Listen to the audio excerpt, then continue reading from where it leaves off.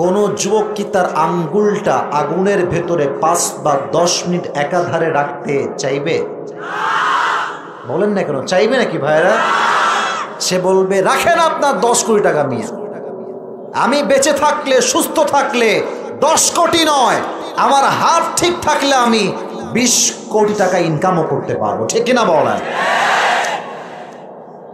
সামান্য মোমবাতির আগুনে আমরা হাত রাখতে রাজি না, বাট আল্লাহ তাআলা বলছেন তার প্যারা হাবিবের মাধ্যমে জাহান্নামের আগুনটা দুনিয়ার আগুনের চাইতে 70 গুণ বেশি তাপ হবে। নাউজুবিল্লাহ পড়বেন না আপনারা সবাই? 70 গুণ বেশি তাপ হবে। তাহলে একটু ভাবেন যে কতটা ভয়ঙ্কর হবে জাহান্নামের সেই আগুন।